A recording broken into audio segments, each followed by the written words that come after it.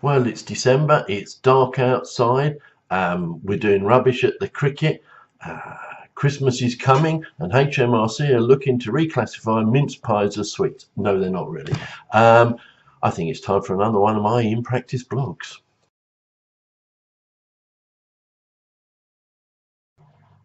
I don't know about you, but when I go shopping, I'm an absolute terror. I keep forgetting to bring with me my bags for life. I've got so many of them, and they're always in the boot of the car, and you go shopping and you forget them. So you end up buying the plastic bags again, don't you? And paying 5p per bag. But even though we end up paying the 5p per bag, it's nice to know that apparently from I think about December 15 through to 17, those 5p per bags have contributed some £95 million have gone to good causes and charities, etc. The bulk of which have been chosen by the staff in the major retailers. So maybe that won't make me feel so bad when I keep paying that 5p.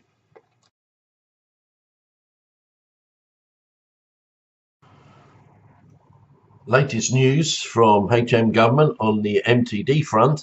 They've revised downwards their transitional costs for compliance with MTD, bearing in mind that what they've said now obviously is from April 19, we're only talking about businesses whose turnover is above 85,000 having to report their VAT from within their software. So they've revised downwards the cost, and they reckon that it's going to cost 131 million for 1.2 million businesses, which means a cost of £109 each.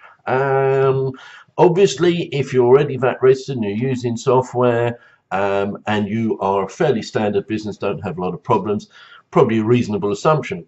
However, for all those businesses that have got issues, second-hand car dealers, partial exemption, the list goes on and on, I think the £109 could be a little bit low.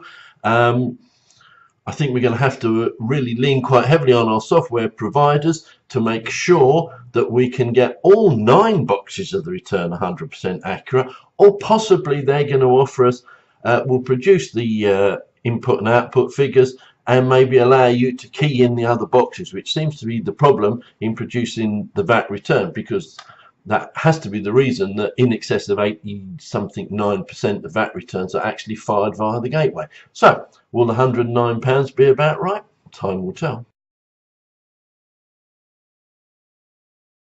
News out recently that fines for deliberate errors on tax returns have risen by 19% in the year 16-17. Which is probably matched by a reduction in the fines levied for failing to take reasonable care. Doesn't take mastermind to work out why that's happening. One brings you a much higher rate of penalty than the other one. But of course, we must always remember that penalties and fines are not revenue gathering, are they? They're there to make people change the way they deal with their tax affairs. Well, that's what HMRC say. Personally, I know what I think.